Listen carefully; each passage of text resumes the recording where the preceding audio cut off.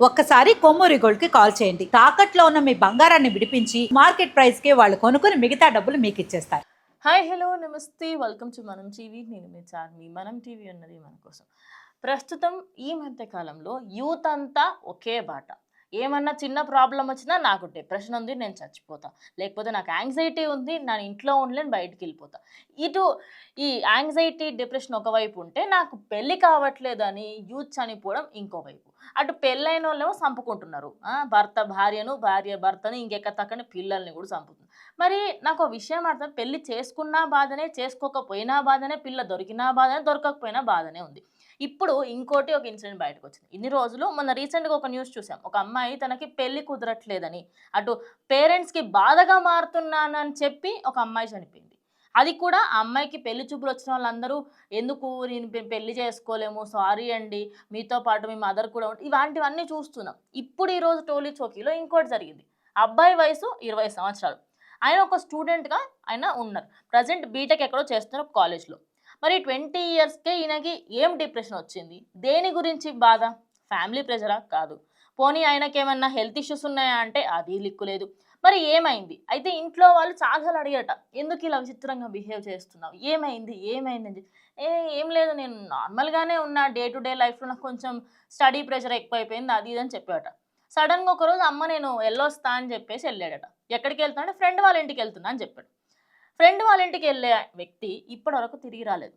అయితే టోలీ చౌకీ దగ్గర emporium towers అని ఒక అపార్ట్మెంట్ ఉంది. ఇక ఆ అపార్ట్మెంట్ దగ్గరికి వెళ్ళి ఆయన పైకి 28th ఫ్లోర్కి వెళ్ళి చనిపోవడం జరిగింది. ఎస్, ఆ 28th ఫ్లోర్ నుంచి కింద పడి చనిపోయాడు.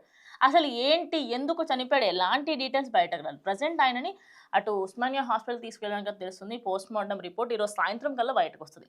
కానీ ఇక వాళ్ళ ఫ్యామిలీ మెంబర్స్ దగ్గర నుంచి కొంతమంది, అదేవిధంగా వాళ్ళ కాలేజ్ ఫ్రెండ్స్ని అడిగితే ఒక విషయం బయటకు వచ్చింది. ఏమని అంటే, ఆయనకు సంబంధించి ఒక ఫ్యామిలీ ప్రెషర్ కూడా ఉందని, ఎప్పుడు కూడా వాళ్ళ పేరెంట్స్ చదువుకోమని చెప్పేవాళ్ళని, అదే కాకుండా మార్కులు కొంచెం తక్కువ వచ్చినా కూడా కొంచెం స్ట్రిక్ట్గా బిహేవ్ చేస్తారు కాబట్టే ఆయన ఇలాంటి యాక్షన్ తీసుకున్నారు అంటున్నారు. ప్రజెంట్ ఆయనకి సంబంధించి వాళ్ళ ఫ్రెండ్స్ ఇంకో విషయం ఏమని చెప్పారంటే, ఆయనకి మానసికంగా కొంచెం ఆయన డిప్రెషన్లో ఉండడం, లేదా యాంగ్జైటీ అనుకోవచ్చు, లేకపోతే కంప్లీట్గా ఆయన ఒక విచిత్రమైన ప్రపంచంలో ఉండేట, ఎవరితో ఎక్కువ కలవకపోవడము, ఆయననే ఉండడం, ఇలాంటివన్నీ చేస్తూ ఉంటే ముందు నుంచే డౌట్ వచ్చినప్పటికీ కూడా సూసైడ్ వరకు వెళ్ళదులే అనుకున్నారు. ఇక్కడ ఇంకో పెద్ద విషయం ఏంటి అంటే, ఏదైతే ఎంపోరియం టవర్స్ అని చెప్పాను కదా, ఆ అపార్ట్మెంట్లో ఎవరు ఆయనకి తెలియదు. మరి ఆ పైన వరకు ఎలా వెళ్ళారు? అక్కడ ఈ అపార్ట్మెంట్స్‌లో కింద పాసులు ఇస్తా ఉంటారు. అందుకే ఇప్పుడు నేనున్న లొకాలిటీలో కూడా పాస్ ఇస్తాడు. నువ్వు లోపలికి రావాలంటే నాకు ఫస్ట్ ఫోనొస్తది. మా మమ్మీకి గాని, లేకపోతే ఇంట్లో ఎవరొకళ్ళకి ఫోనొస్తది. ఇలా మీకు తెలిసిన వాళ్ళా? కాదా? ఆర్డర్ అయినా సరే, మీ ఆర్డర్ వచ్చిందండి, లేదా ఏదొచ్చినా సరే ఆ వ్యక్తికి ఫోన్ చేస్తారు. మరి ఆ అపార్ట్మెంట్స్ లోపలికి వెళ్ళాలి అంటే అక్కడ ఎవరో ఒకళ్ళు తెలిసుండాలి, వాళ్ళతోని మాట్లాడుండాలి.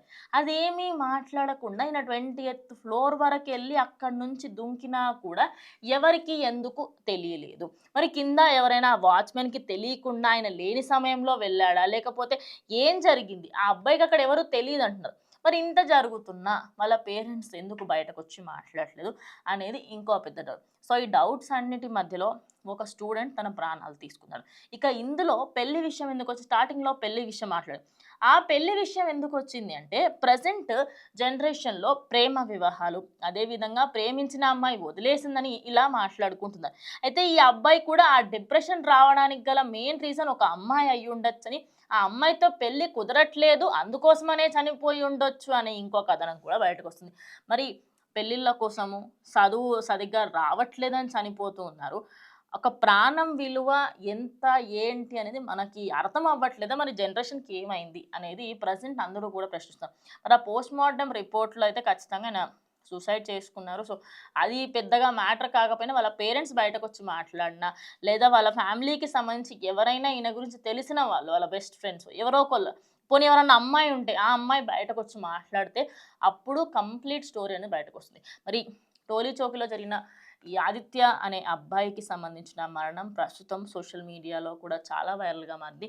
సో, దీని మీద మీరేమైనా ఖచ్చితంగా కమెంట్ చేయండి. ఇది ఇవాళటి వీడియో. స్టే ట్యూన్ టు మనం టీవీ.